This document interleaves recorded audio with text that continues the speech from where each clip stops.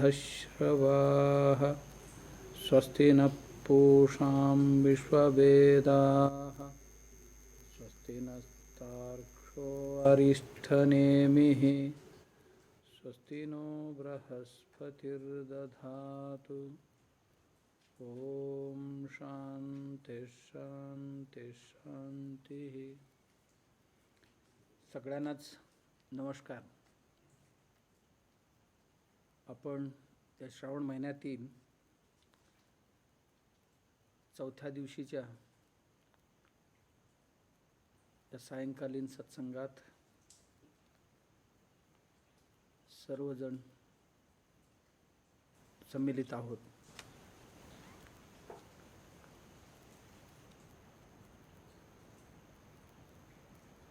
विधुरणी महात्मा विधुरणी महाराजा धृतराष्ट्र यांच्या संवादरूपी विधुर नीती आपण श्रवण करतो आहोत. ज्या विधुर नीतीमध्ये आपलं भौतिक जीवन आणि आपली बौद्धिकता आणि आपली भावविस्तार होईल अशा पद्धतीचा उपदेश सामील आहे. कुठल्याही व्यक्तीला पूर्ण विकसित होण्याची जर इच्छा असेल, एकांगाने नव्हे तर सर्वांगानेच विकसित होणं आवश्यक असतं. देहाने दष्टपुष्ट झालो म्हणजे जग सर्व जिंकता येईल असं नाही. बुद्धीने प्रकांड पंडित बनलो म्हणजे दिग्विजय करता येईल असं नाही आहे. आणि ज्या दोन गोष्टींची सहायता नसेल, आध्यात्मिक उन्नती साध्य करता येईल असंही नाही आहे. यासाठी सर्वही गोष्टी समसमान विकसित होणे आवश्यक आहे. आणि सर्वांच्या विकासामध्येच आपला सर्वांगीण विकास असतो.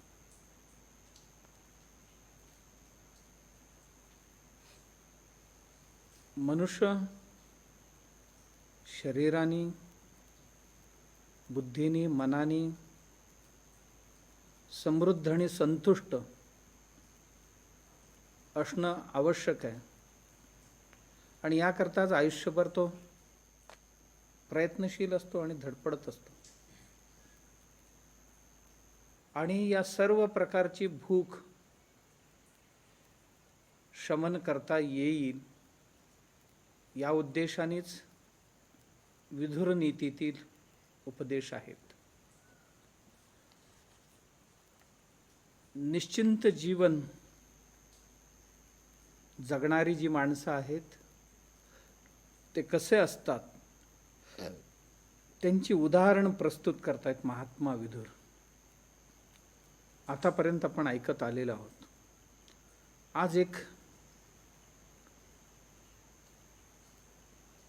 वैशिष्ट्यपूर्ण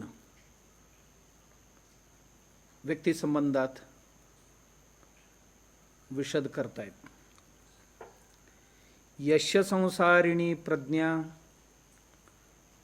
धर्मार्थावनुवर्तते कामदर्थं वृणीते यः स वै पंडित उच्यते. यस्य संसारिणी प्रज्ञा, स्वभावतःच ज्याचं मन चंचल असते, धर्म अर्थ अनुवर्तते,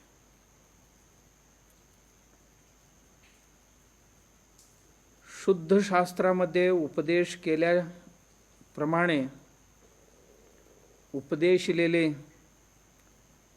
मार्गात राहून मनाला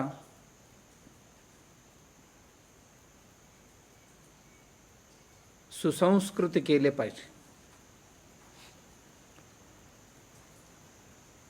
मनाची मळणी केली पाहिजे. कामदर्थम वृणीते यः,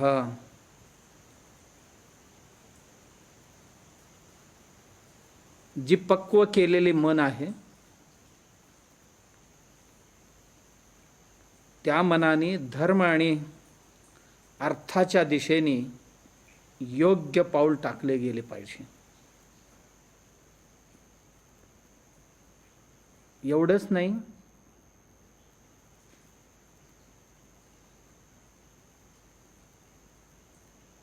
मत्त झालेल्या मन नावाचा हा जो मर्कट आहे त्याला सर्व दुर्विषयांपासून अलिप्त केला पाहिजे, दूर केला पाहिजे, असं या मंत्रात महात्मा विदुर उपदेश करतात. 4 गोष्टी या श्लोकातनं, या मंत्रातनं आपल्याला दिसून येतात. पहिलं, मन स्वभावतःच चंचल आहे. कोणाचाही असो, मन चंचलच असतं. या सृष्टीत प्रत्येक वस्तू आणि प्रत्येक घटकाची काही काही गुणधर्म आहेत, स्वभावधर्म आहेत. पाण्याचा स्वभाव जसं शीतलता आहे, द्रवता आहे, प्रवाहितता आहे, त्याच्यामध्ये एक थेंब पाणी पडलं तर तिथेच राहत नाही, हळूहळू पसरते, ते प्रवाहित होते. त्याचा धर्म आहे, स्वभाव आहे.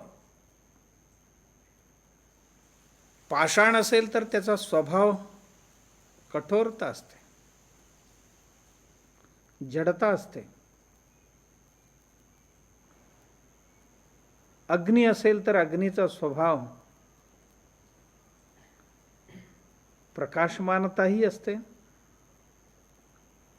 दाहकताही त्याच्यात असते. आणि स्वतः जळून इतरांना चांगलं वाईट जशी इच्छा करतील, जसे वापरतील तसं त्यांना फळ देण्याची स्वभाव आहे त्याच्यात. वार आहे, वाहकता तिचा स्वभाव आहे. सूर्य आहे, प्रकाशमानता आणि दाहकता त्याचा स्वभाव आहे. घरात वेगवेगळ्या पक्षी प्राणी आहेत, त्यांचेही स्वभाव आहेत एक एक. जसं की मांजर आहे, मांजराचा एक स्वभाव आहे, कोणाला शोधून काढावं, काय शोधून काढावं, आणि त्याकरता तिची तपश्चर्या चालूच असते. घरात पाळलेला जो श्वान असतो, कुत्रा असतो, त्याचा एक स्वभाव आहे, त्याच्यामध्येही प्रामाणिकता असते, मालकाप्रती प्रामाणिकता आहे त्याच्यात. आणि अल्पनिद्रा आहे,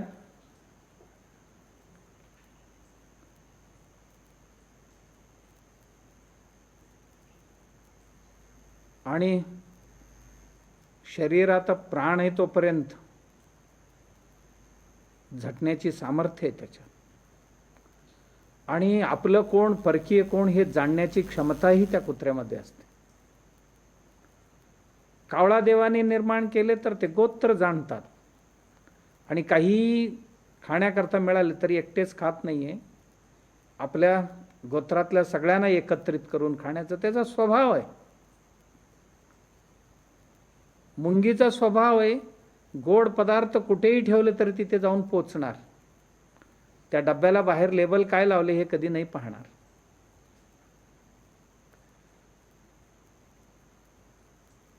काही प्राण्यांचा स्वभाव क्रूर असेल, काही प्राण्यांचा स्वभाव सौम्य असेल, काही प्राण्यांमध्ये पक्ष्यांमध्ये द्वंद्वता असेल. प्रत्येकानं आपापले स्वभाव आहेत. तसं माणसांचा जो शरीर आहे, या शरीरामध्ये अनेक अवयव आहेत.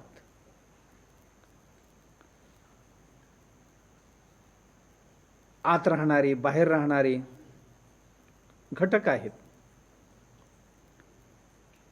माणसाला पाय म्हणून आहेत, हात म्हणून आहेत, डोळे म्हणून आहेत, नाक म्हणून आहे, कान म्हणून आहेत. सगळे आपापल्या स्वभावाप्रमाणेच काम करत असतात. बाह्येंद्रिय आहेत, अंतरेंद्रिय आहेत.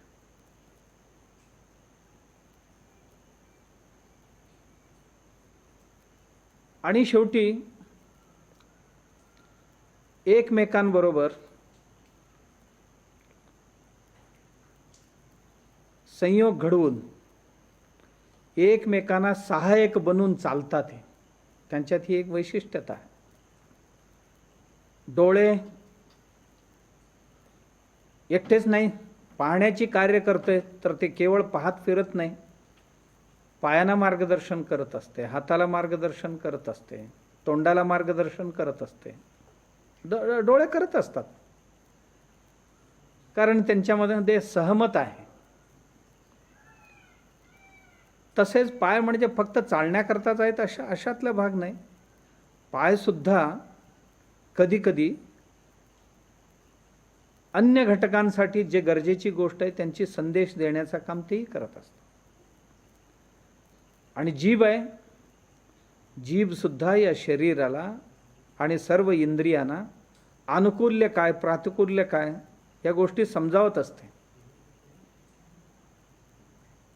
प्रत्येक इंद्रियांचा स्वभाव आहे. आणि मला वाटते की कर्णेंद्रिय ऐकण्याचा त्याचा स्वभाव धर्म असेल, तर डोळ्यांचा पाहण्याचा स्वभाव आहे. त्वचेचा स्पर्शज्ञान त्याचा स्वभाव असेल, तर अन्यांचा अन्य स्वभाव आहेत. प्रत्येक इंद्रियांची जशी जशी स्वभाव आहेत, तसं मन नावाची चीज जे निर्माण झालेली आहे त्याची स्वभाव आणि जबाबदारी अधिक आहे. मनाचा स्वभाव आणि जबाबदारी अधिक आहेत. कारण एवढ्यासाठीच म्हणतो आपण की इंद्रिय सर्वही आहेत, सर्वही इंद्रिय प्रत्येक व्यक्तीला अनिवार्य आहेत. जर नसतील तर काम चालणं कठीण आहे. कुठलंही इंद्रिय श्रेष्ठ किंवा कमी लेखता येणार नाही. प्रत्येक इंद्रिय आपल्यासाठी अनिवार्य आहेत आणि एकमेकांना पूरक अशी कार्य सर्व करतात. परंतु एक गोष्ट आपण लक्षात घेण्यासारखं आहे, मन नावाचा जो अंतरिंद्रिय आहे याची स्वभाव आणि कर्तव्य इतरांपेक्षा थोडंसं वेगळं आहे. इतरांपेक्षा थोडं वेगळं आहे. काय वेगळं आहे? इतर सर्वही इंद्रिय क्रियाशील बनण्याकरता त्याची आवश्यकता अत्यधिक आहे. जर मन नसेल तर डोळे नाही काम करू शकत, काम नाही काम करू शकत, नाक नाही काम करू शकत, जीभ नाही काम करू शकत, वाणी नाही काम करू शकत, हात नाही काम करू शकत, पाय नाही काम करू, कोणी नाही काम करू शकत. जेव्हा मन या इंद्रियांमध्ये प्रवाहित होते त्याच वेळी सर्व इंद्रियांचा हालचाल सुरू होते. जेव्हा रात्री झोपतो त्यावेळी मन झोपते. मन झोपले की इतर सर्वही इंद्रिय आपोआप झोपी जातात. तर मन नाही झोपलं तर इंद्रिय नाही झोपी जाणं शक्य. इंद्रिय जागे असले की सगळ्यांना जागं ठेवते. हे सगळ्यांबरोबर ताळमेळ घालून काम करण्याची क्षमता मनामध्ये आहे. काम काय करते? संकल्प विकल्पाचं काम करत असते. इंद्रियांसमवेत बाहेर जाणं, जगातली गोष्टी पाहणं, विषय पाहणं आणि येऊन त्याच्या संबंधात निर्णय घेणं, हे योग्य की अयोग्य, हवं की नको निर्णय घेणं, मग त्याचा प्राप्तीकरता किंवा त्याच्या दूरीकरणासाठी प्रयत्नशील राहणं, हे त्याचं कर्तव्य काम करत असते.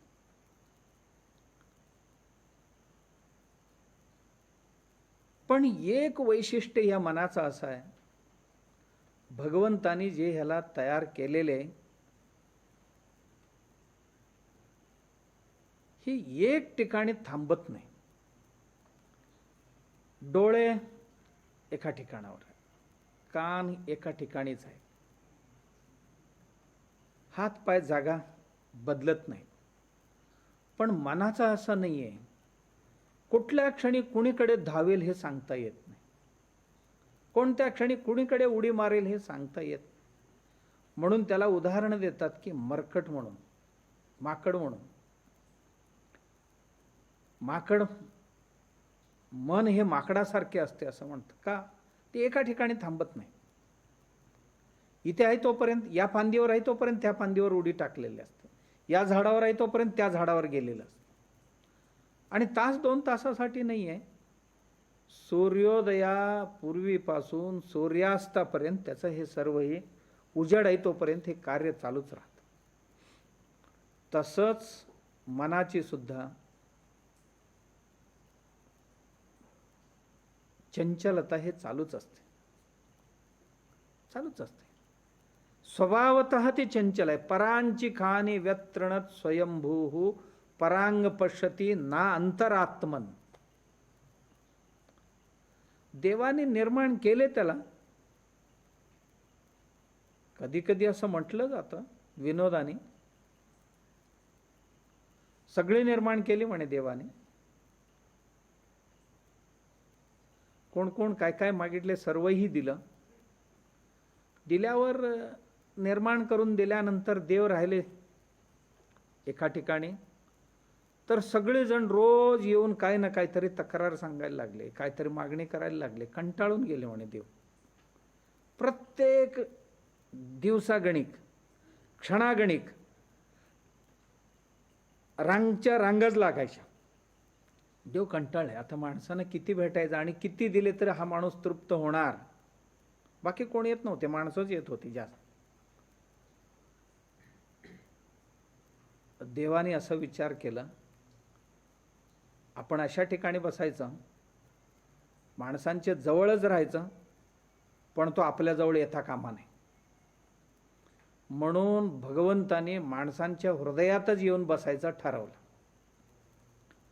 तो बसला आतमध्ये आणि मनाचा स्वभाव बाहेर धावण्याचा. मग माणूस इकडे तिकडे धावतो देवाला शोधण्यासाठी, आपले गाऱ्हाणे मांडण्यासाठी, समाधानासाठी तो धावत राहतो. परांग पश्यती, बाहेरच पाहतोय तो, ना अंतरात्मन, आतमध्ये त्याची दृष्टी जातच नाही. म्हणून स्वभावतः हे चंचल असल्या कारणाने कधी कोणत्या इंद्रियाला घेऊन जाते, कधी कोणत्या इंद्रियाला घेऊन धावते. कधी कधी असं होतं म्हणे की एखादा शिकारी असतो ना, शिकारी हातात 4-5 कुत्रे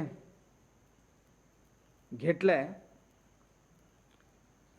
आणि 4-5 कुत्रे साखळी बांधून सगळ्यांना घेऊन चाललाय, आणि जंगलात गेल्यानंतर एखादा शिकार दिसते न दिसते तेवढ्यात एक इकडी ओढते, एक इकडी ओढते, एक इकडी ओढते, एक तिकडी ओढते, आणि मागे धावणाऱ्याला कुणीकडे धावावं हे कळत नाही. अशी अवस्था इंद्रिय आणि मनांचं होतंय, असं आमच्या ऋषीमुनींनी वर्णन केलेलं. मला सोड, तुला सोड, असं ह्यांच्यात स्पर्धा लागते आणि कोणाच्या मागे धावायचं. मन सुद्धा कधी इकडी, कधी इकडी, कधी इकडी, कधी तिकडी, आणि प्रत्येक माणसाचा तक्रार. स्वामीजी देवाने सगळे दिलेले, पण मनस्वास्थ्य नाही आहे. मनस्वास्थ्य कधी मिळते? मन एके ठिकाणी जास्त वेळ जिथे थांबते तेव्हा त्याला स्वास्थ्य मिळते.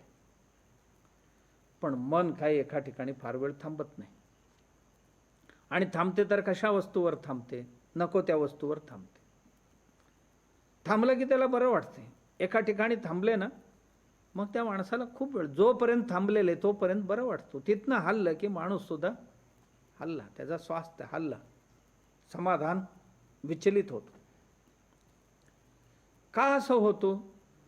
तर मन स्वभावतः चंचल आहे आणि मनाची अधिदैव जे आहे वायुदेवता असं आमच्या शास्त्रकारांनी म्हटलेले.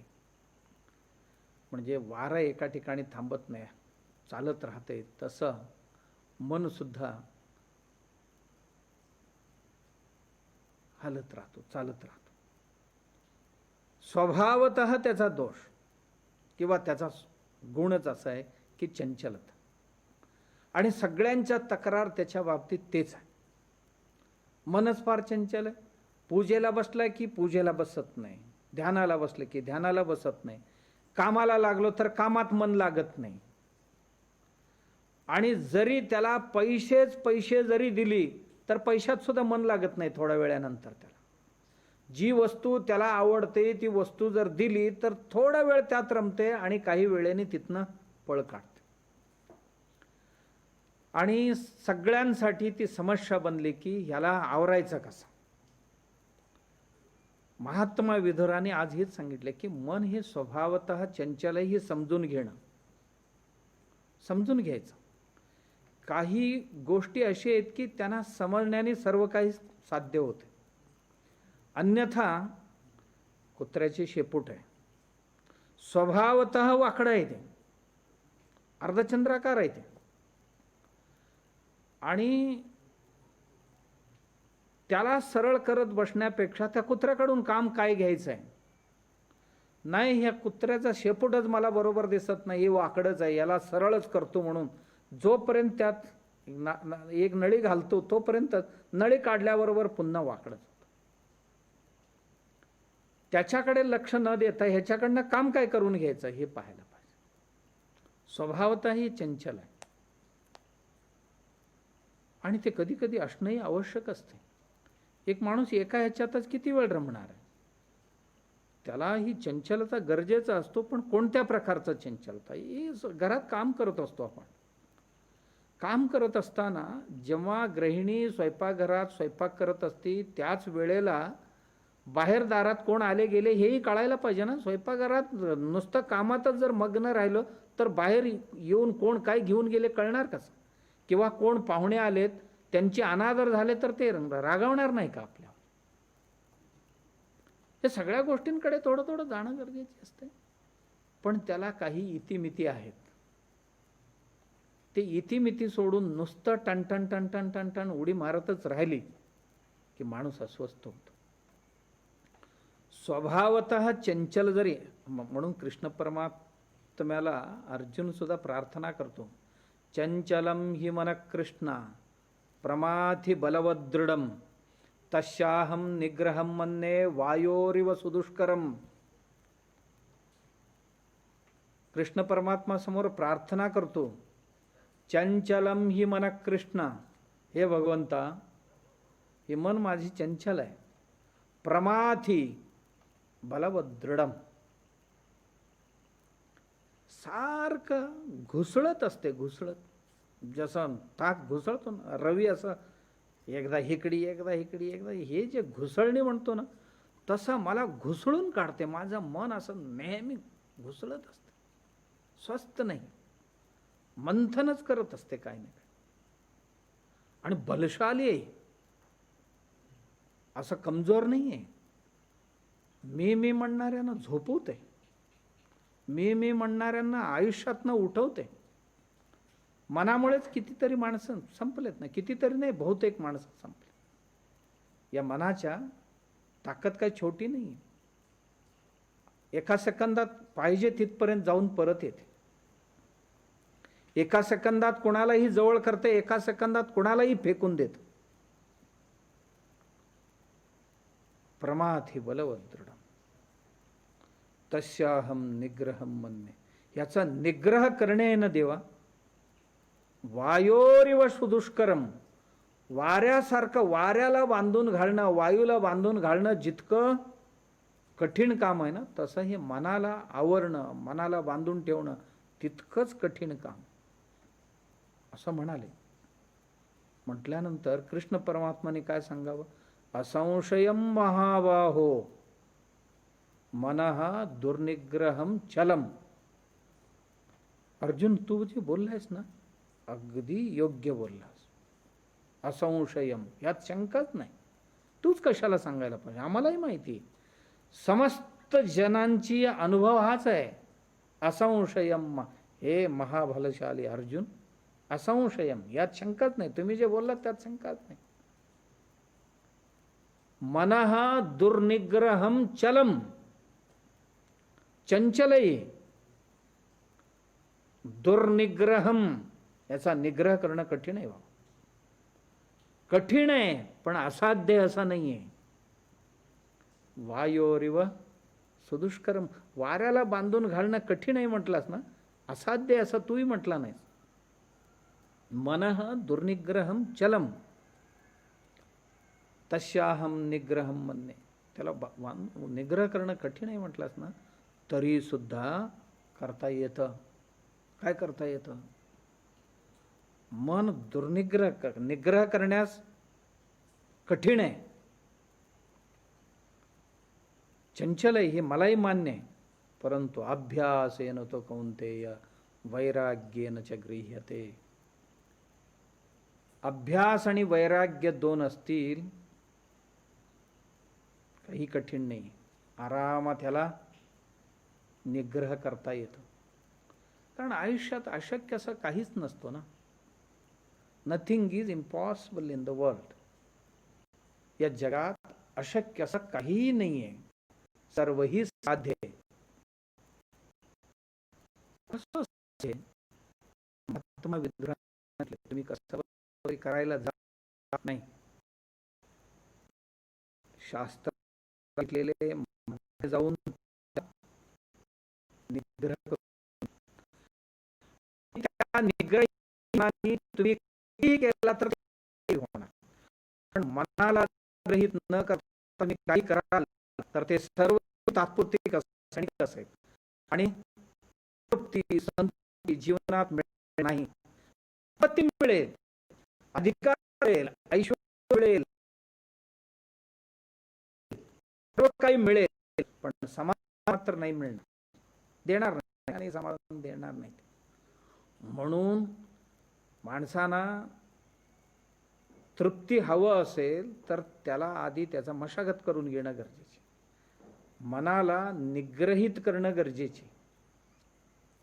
मन निग्रहित व्हायला पाहिजे. निग्रहित होणं म्हणून काय करायला पाहिजे?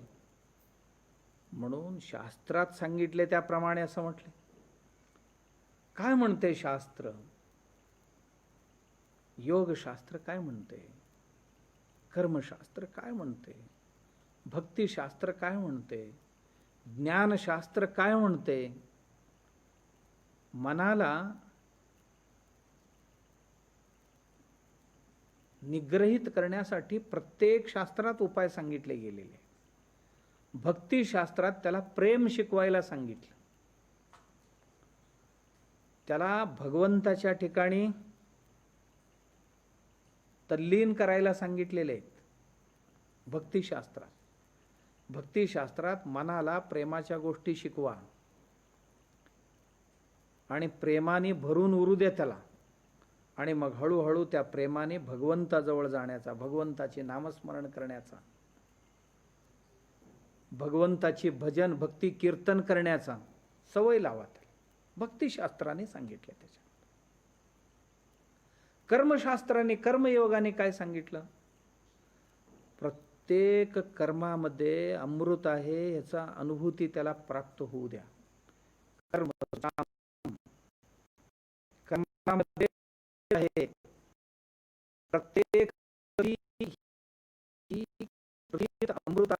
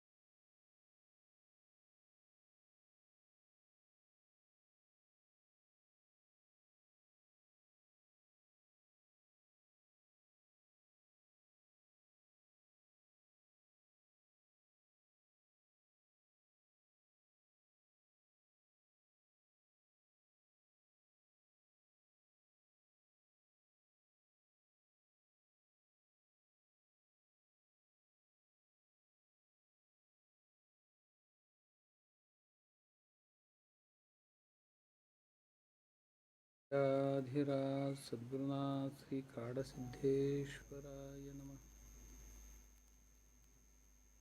भद्रं कर्णेभिः शृणुयाम देवाः।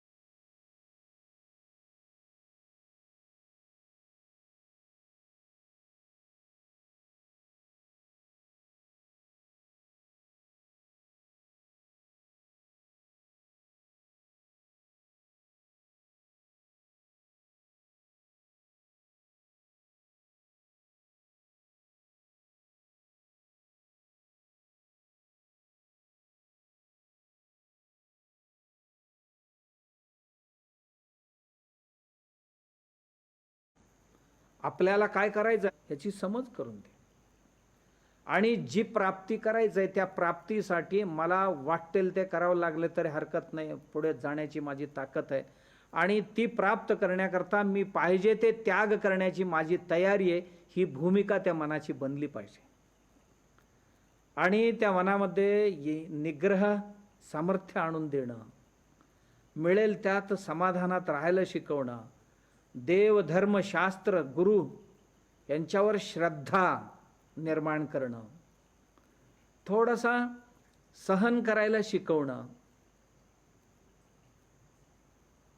थोडीशी उदासीनता बाळगायला शिकवणं. काही गोष्टींमध्ये उदासीन व्हावं लागतं, जाता जाता सगळ्या गोष्टींकडे लक्ष द्यायचं नाही, काही गोष्टींना आपण इग्नोर करत जातो, उदासीन करत जातो, तेही त्याला शिकवायचं. आणि एवढा करून मुमुक्षुता त्याच्यात भरून मोक्षाची इच्छा त्या मनात निर्माण करणं, आणि मग त्या ज्ञानासंबंधात त्याला उपदेश केला की ते म्हणते की योग्य आहे, करूया, हे काम करूया का, त्याची प्रशिक्षण दिली आपण. याच पद्धतीने गरज आहे योगशास्त्रात. योगशास्त्र हेच सांगते, योग चित्तवृत्ती निरोध.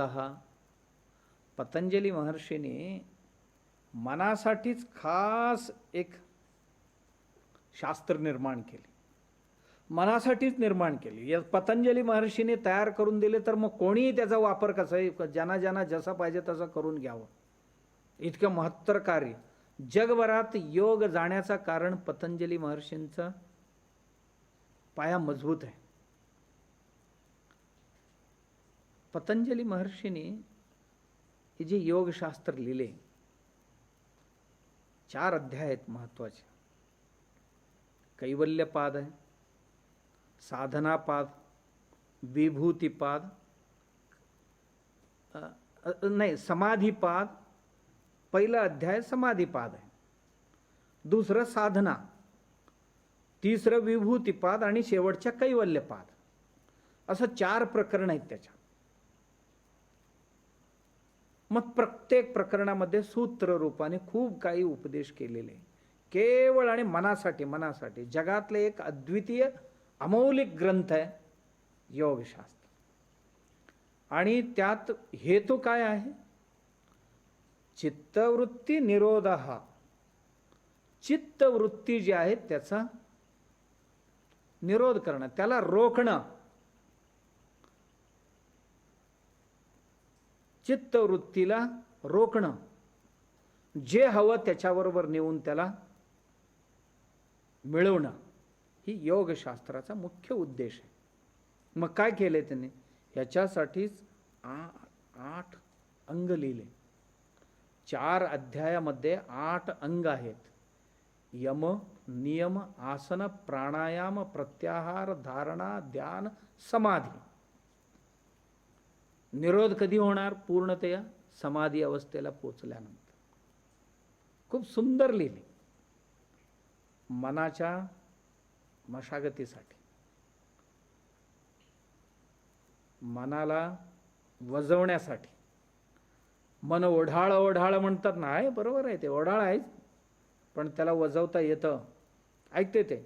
आणि त्याला असं कठोरपणे असं नाही, त्याला हळूहळू समजावून सांगायला, बाळा हे असं नाही आहे, बाळा हे असं नाही आहे, असं करायला पाहिजे, आपल्याला असं करायला पाहिजे, असं हळूहळू हळूहळू समजावलं तर सर्व गोष्टी ऐकतात, सर्व गोष्टी ऐकतं.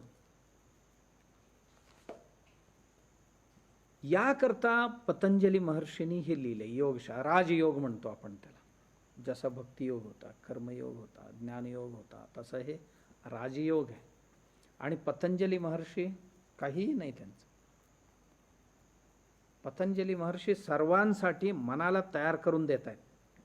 तुम्ही घ्या, कोण इंडस्ट्रियलिस्ट असला तरी त्याला चालायला पाहिजे, व्यापार धंदावाल्यांनाही चालायला पाहिजे, शेतकऱ्यालाही चाललं पाहिजे, घर चालवणाऱ्यांनाही चाललं पाहिजे, आध्यात्मिक क्षेत्रातल्या लोकांनाही चाललं पाहिजे.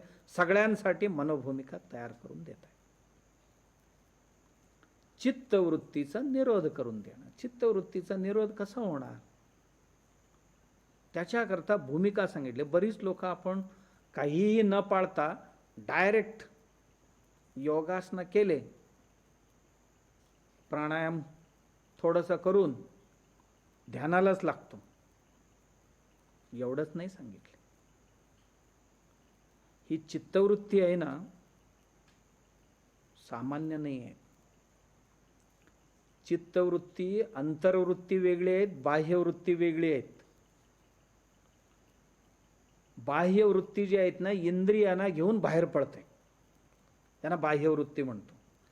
जसं की विहिरीतलं पाणी आहे ना, पाणी बाहेर काढलात, बाहेर टाकले आपण, तर कुठे कुठे जाते, काय काय रूप धारण करते बघा. आपण पंपाने उचलून बाहेर टाकलात, टाकले की जसा पाट असेल पाटाप्रमाणे वळत जाते, ओपे असतील ओप्याप्रमाणे ते आकार धारण करते, गोल असेल तर गोल, चौक असेल तर चौक, लांबड्या सरी असतील तर लांबड्या, जसं असेल तसं पाणी जसं तसं असते.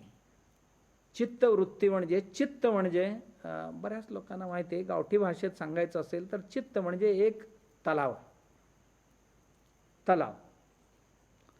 आणि त्या तलावामध्ये एखादा काहीतरी वस्तू पडलं की पडल्याबरोबर त्यातनं तरंग उमटतात, लाटा उमटतात.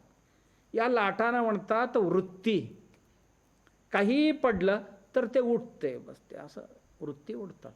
तसं चित्त म्हणजे पूर्वीची पाहिलेले, ऐकलेले, अनुभवलेले ज्या काही स्मृती आहे, आठवणी आहेत, त्या आठवणींची साठा चित्तवृत्ती. चित्त म्हणजे पूर्वीच्या सगळ्या साठा इथे आहेत. आणि आत्ता कुठली तरी एक इच्छा नावाचा दगड त्यात पडला, मग ते कानातनं तरी उमटेल, डोळ्यातनं तरी येईल, नाकातनं तरी येईल, जिभेतनं तरी येईल, वृत्ती बाहेर येतात. एक इच्छा नावाचा एक छोटासा दगड चित्त नावाच्या सरोवरात पडला की तरंग म्हणजे अंतःकरणाची परिणाम आहे ती. त्या अंतःकरण नावाच्या चित्तातनं ही उमटतात, वृत्ती उमटतात. वृत्ती का म्हणतात त्यांना, हे बाहेर येतात, येऊन आपल्याला पाहिजे पाहिजे पाहिजे ते करतात. बघा, वस्तू पाहतात, विषय दर्शन होतो, पाहिल्यानंतर मग बुद्धीचा निर्णय होतो, आणि त्यानंतर अपेक्षा निर्माण होतात. असं गोलाकार गोल गोल गोल गोल फिरायला लागतात, म्हणून ह्यांना वृत्त, गोल असते त्याला वृत्त म्हणतात. आणि असं गोल गोल गोल गोल फिरायला लागतात, म्हणून ह्यांना वृत्ती वृत्ती असं म्हणतात. थोडक्यात सांगायचं तर अंतःकरणातनं बाहेर येणारी ही जी तरंग आहेत आमची, तरंग कधी कुठल्या दिशेने जातील, कुठल्या दिशेने जाईल, जाऊन जिथे तिथे अडकतात, किंवा जिथे जिथे काय काय काय काय काम करत असतात. डोळे पाहते, डोळ्यातनं बाहेर गेले, अंतःकरण डोळ्यातनं बाहेर जाते, गेल्यानंतर ते काहीतरी पाहतं, पाहिल्यानंतर कधी त्याला बरं वाटते, कधी त्याला नको वाटते. कानातनं जाते, काहीतरी ऐकते, ऐकलेले त्याला कधी बरं वाटते, कधी नको वाटते, कारण त्याला माहीत नाही की काय ऐकायला पाहिजे, काय पाहायला पाहिजे. वृत्ती निरोध म्हणजे आपल्याला हवं ते पाहायला लावणं, हवं ते ऐकायला लावणं, हवं ते बोलायला लावणं, हवं ते खायला लावणं, हवं ते प्यायला लावणं. अन्यथा त्याला काय नाही कळलं तर काहीही करतं ते. म्हणून चित्ताची वृत्ती सुद्धा 5 वृत्ती पतंजली महर्षींनी सांगितलेले आहे. कुठली? क्षिप्त, विक्षिप्त वृत्ती, क्षिप्त वृत्ती, विक्षिप्त वृत्ती, मूढ वृत्ती, एकाग्र वृत्ती आणि निरुद्ध वृत्ती, असं 5 वृत्ती सांगितल्या. दुसऱ्या अर्थाने आणखीन 5 सांगितलेले आहेत. प्रमाण, विपर्यय, विकल्प, निद्रा आणि स्मृती, अशी तिथेही 5 वृत्ती सांगितलेल्या आहेत. ही नाही तर ही. क्षिप्त वृत्ती काय आहे? अंतःकरण आहे. ही अंतःकरण उमटलेली एक तरंग म्हणजे क्षिप्त वृत्ती. क्षिप्त वृत्ती म्हणजे जिथे एकदा जाऊन बसलं ना, अडकलं ना, मन त्यातनं परत येतच नाही बाहेर. कधी काही दिवस जातील, काही तास जातील, काही वर्ष जातील. क्षिप्त म्हणजे जाऊन, क्षिप्त म्हणजे अस्वस्थ, अस्वस्थ म्हणजे आजारी, बिमार, शक्तिहीन झालेले, जाऊन अडकले की तिथेच बसले. कधी कधी बघा माणसं किती किती वर्षापूर्वीचे ह्याला चिकटून बसलेले असतात. का? त्यांची वृत्ती तिथे जे बसलेले एवढी वर्ष झाले तरी त्यातनं येतच नाही बाहेर, त्यातनं बाहेर निघतच नाही. काय झालं होतं म्हणे, विजयनगर साम्राज्याचे अधिपती श्रीकृष्णदेवराय, कृष्णदेवराय होते. कृष्णदेवरायांचं काहीतरी एके दिवशी पत्नी समवेत काय झालेलं होतं.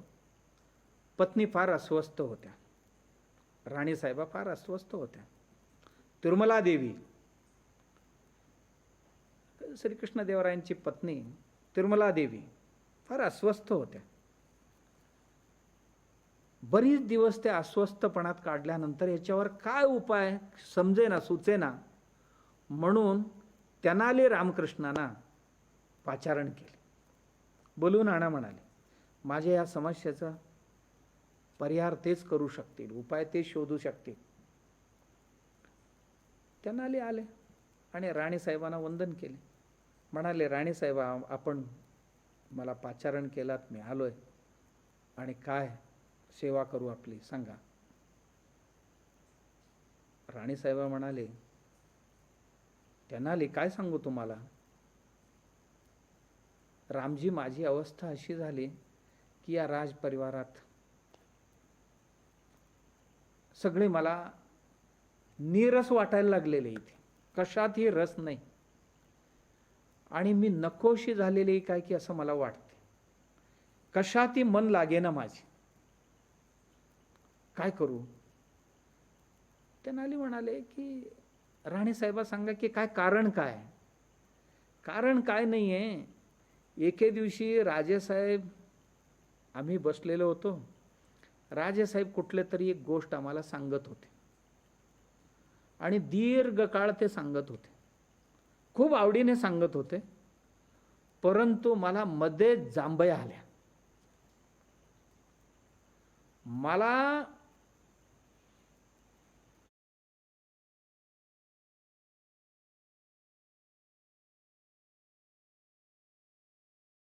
त्यांची ती कथा चालू असताना माझ्या तोंडात जांभया आलेले चेहऱ्यावर पाहून राजा इतकं नाराज झाले.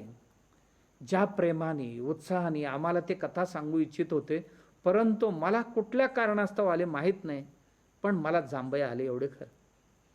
आणि राजा इतके नाराज झाले, त्या दिवसापासून आजपर्यंत माझ्याकडे बघायलाही तयार नाही, माझ्याशी बोलायला तयार नाही, आणि मी दिलेले कुठले पदार्थ घेईनात, आणि जणू काही माझ्यावर बहिष्कार टाकल्यासारखं झाले.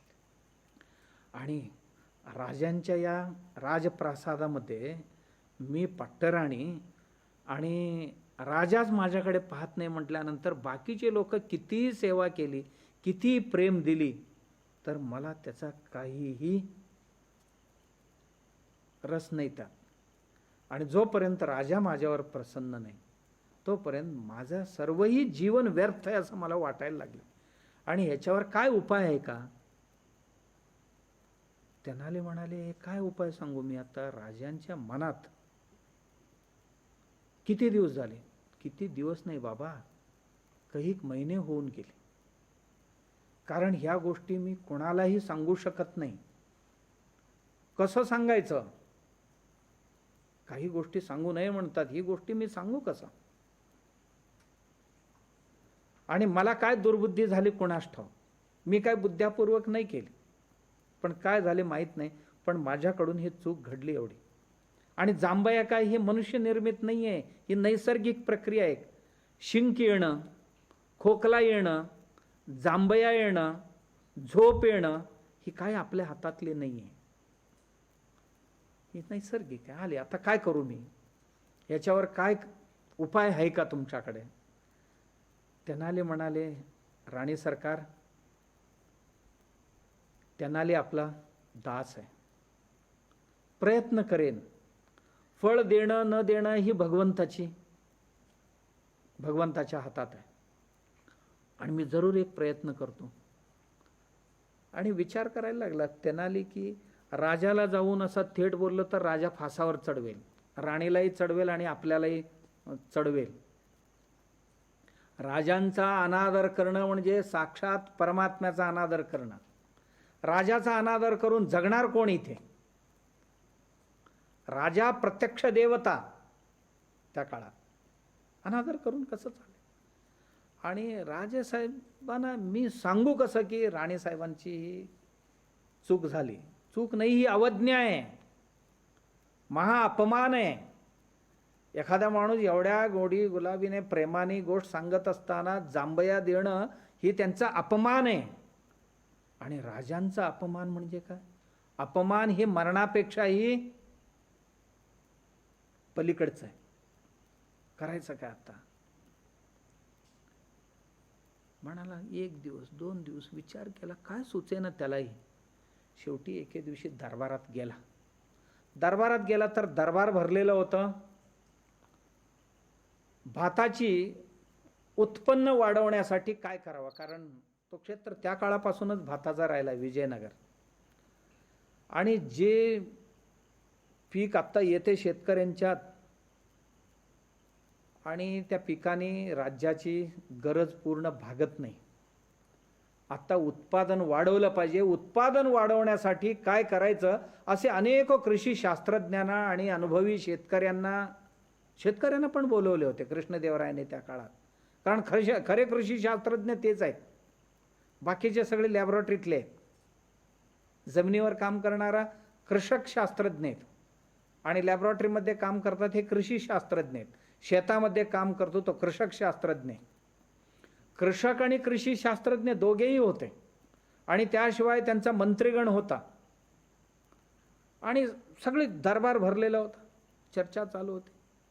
तेनाली गेला. तेनाली म्हणाला, आपला काय विषय नाही आहे. सगळी चर्चा झाली. हेव करायला, कोण म्हणाले मातीचे पोत सुधारायला पाहिजे, कोण म्हणाले पाणी जादा द्यायला पाहिजे, कोण म्हणाले पाणी जादा नाही पाणी कमी करायला पाहिजे म्हणाले, कोण म्हणाले हे रोग येते याला हे करायला पाहिजे म्हणाले, दुसरे म्हणाले नाही आहे जनावरांपासून रक्षित करायला पाहिजे. काय कोणाला येईल ते सर्व सूचना दिली. दिल्यानंतर तेनाली रामकृष्ण म्हणाले, महाराज, मी काय त्या क्षेत्रातलं नाही आहे, पण मला हमखास अनुभव आहे म्हणाला. माझाही शेती आहे थोडा, मी केलेले उत्पादन लोकांच्या पेक्षा मी 4 पटीने अधिक घेतो म्हणाला. दुप्पट नाही, 4 पट अधिक उत्पादन घेतो. काय करतोय? माझ्याकडे एक बीज आहे, ते बी पेरले तर 4 पटीने येते, असलं बी माझ्याकडे आहे म्हणाला. फार जुन्या काळात ना आम्ही सांभाळत आलोय बरं का म्हणाला. ते बी काय असं नाही, आम्ही कुठल्या कंपनीतनं आणत नाही म्हणाला. दरवर्षी आम्ही सांभाळून ठेवतो, बी आहे म्हणाला माझ्याकडे. मग घेऊन ये म्हणाले, जाऊन हे सगळ्यांना दाखवून. घरी गेला, बीज घेऊन आला. आल्यावर दाखवला. सर्वांना वाटलं की ही साधाच बी आहे. नाही नाही नाही नाही, साधा नाही म्हणाला. हे बीज पेरला तर एकाला 4 पट्टीने, आत्ता जे उत्पन्न येते ह्याचा 4 पट्टीने उत्पन्न येणार म्हणा. मग राजाने हुकूम काढले की नाही आलं तर काय करायचं? नाही आलं तर मुंडकच कापायचं, माझं शिरच्छेदन करायचं. तेनाली असा फालतू माणूस नाही आणि कधीही फालतू सल्ला देणारा नाही म्हणाले तेनाली. त्यांना रे राम म्हणजे हा काय फालतू माणूस नाही आहे महाराज म्हणाले. बुद्धिमान होता तो, बुद्धिमान होता, राजांचा विश्वास होता त्याच्यावर. तेनाली म्हणतोय म्हणजे ह्यात काहीतरी दम आहे म्हणाले. हुकूम सोडले, चावा ही बी पेरायचं म्हणाले. यावर्षी सगळ्यांनी ही बी घ्यायचं, या बीपासून बी तयार करायचं, त्याच्या पुढच्या वर्षी का होईना वाढेल म्हणाले. हां झालं, राजाचा आदेश झाला. पण तेनाली उठून उभं राहिला. महाराज एक कंडिशन आहे म्हणाले, एक शर्त आहे. काय? जो पेरणारा उगवणारा माणूस आहे ना, तो कधी जांभया दिलेल्या नसायला पाहिजे. त्याच्या आयुष्यात त्याला कधी जांभया नाही आलेल्या असायला पाहिजे, तरच ते फळ देणार म्हणाला. चर्चा सुरू झाली. आयुष्यातनं कधीही त्या माणसाला जांभया नाही आलेल्या असायला पाहिजे, अशाच माणसाने हे पेरायचं. शेतकऱ्यांना विचारले, बाबा असं कोण आहेत का तुमच्या घरात? म्हणाले, महाराज तो मनुष्य शरीर धर्म आहे. जांभया प्रत्येक दिवशी येतात माणसांना, आणि आयुष्यात कधी जांभया नाही आलेल्या माणसाने कसं पेरायचं? आमच्या घरात तरी कोण नाही म्हणाले. दुसरा म्हणाला, तिसरा म्हणाला, शास्त्रज्ञांना विचारलं. शास्त्रज्ञ म्हणाले, जांभया नाही आलेल्या माणसाने पेरायचं म्हणजे कसं म्हणाले? सगळेजण म्हणाले, महाराज जांभया न येणारा माणूसच या जगात नाही म्हणाले. त्यांनाले काय म्हणणं येतं? महाराज माझं 100% करेक्ट आहे, परंतु हे जांभया न येणाऱ्यानेच पेरायला पाहिजे.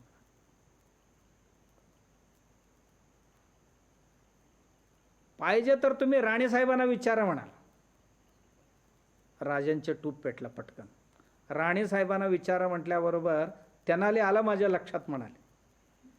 माझ्या लक्षात आलं, आता जावा पीक भात उगवेल म्हणाले, होईल सगळी म्हणाले. सांगण्याचं तात्पर्य असं होतं की त्या क्षणापासून राजांना साक्षात्कार झाला की जांभय जे आहे ही मनुष्य धर्म आहे, स्वभाव धर्म आहे. शरीर थकलं की ते जांभय येतात,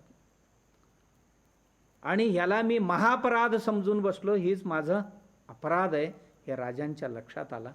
तत्क्षणात राजा तिथून सभेतनं उठून गेले आणि राणीला बोलून घेतले. राणी, माझ्याकडून तुमची जी अवज्ञा झाली त्याकरता मला खूप खेद वाटतो,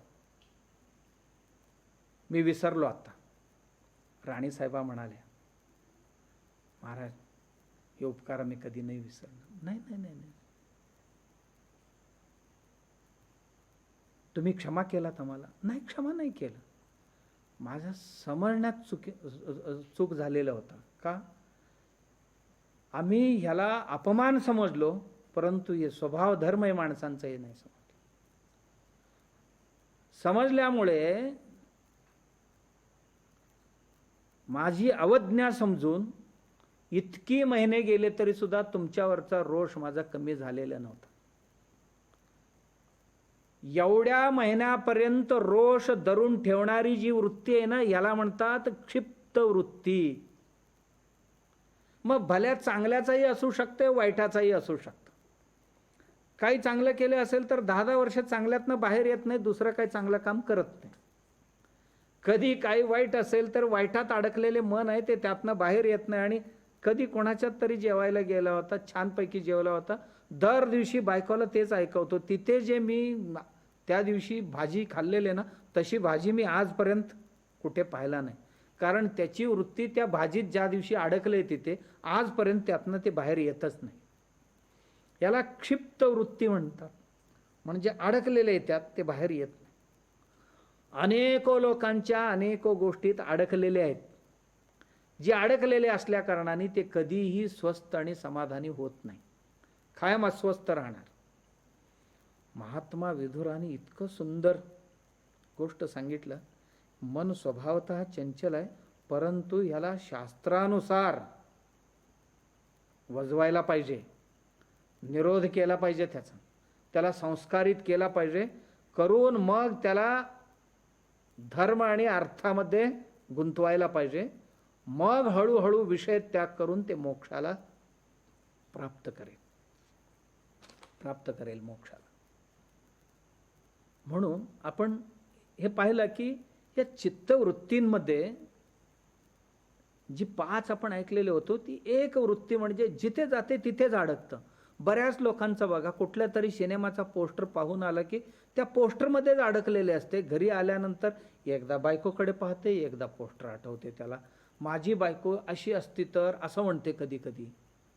कधी कधी कोणाच्या तरी आईबाबांना बघितलेले असतो आणि घरी आल्यानंतर माझ्याही आईबाबा अशी असती तर.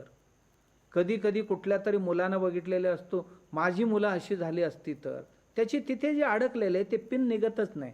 जसं जुन्या ग्रामोफोनमध्ये पिन अडकले की तेच तेच तेच तेच रटायचे ना, तशी आमची मनाची वृत्ती जी आहे, चित्तवृत्ती जी आहे, कशा कशात तरी अडकले की त्यातनं बाहेर पडत नाही. त्याच्यामुळे आम्ही अस्वस्थ राहतो. त्या अस्वस्थतेमुळे जीवन व्यर्थ होतं. याच्याकरता चित्तवृत्ती निग्रह करणं गरजेचे. निग्रह करायचा असेल तर चित्तवृत्ती आहेत किती प्रकारची हे पूर्णतया समजून घेणं, मग नंतर त्यांना कसं वळवायचं, वजवायचं हे पाहायचं. आज आपण एक पाहिलं, अजून 4 आहेत, छान आहेत ते. विक्षिप्त वृत्ती,